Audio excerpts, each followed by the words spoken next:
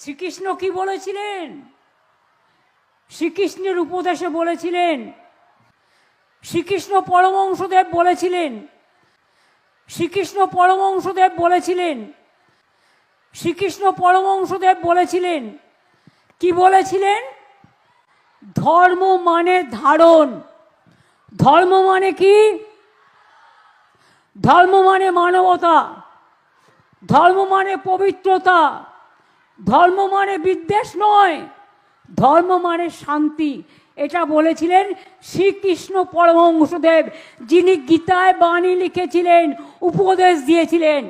শ্রীকৃষ্ণ পরমহংসদেব, যিনি গীতায় বাণী লিখেছিলেন, উপদেশ দিয়েছিলেন। শ্রীকৃষ্ণ পরমহংসদেব, যিনি গীতায় বাণী লিখেছিলেন, উপদেশ দিয়েছিলেন।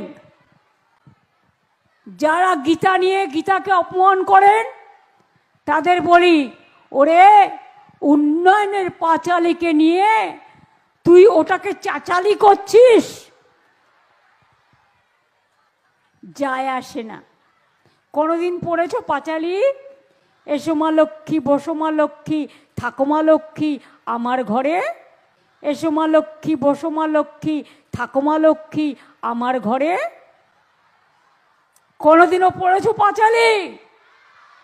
জয় জয় দেবী চলাচল সারে, কুচ শোভিত মুক্ত হারে, বীণা রঞ্জিত পুস্তক হস্তে, কুচ শোভিত মুক্ত হারে, বীণা রঞ্জিত পুস্তক হস্তে, কুচ শোভিত মুক্ত হারে, বীণা রঞ্জিত পুস্তক হস্তে, ভগবতী ভারতী দেবী নমস্তে।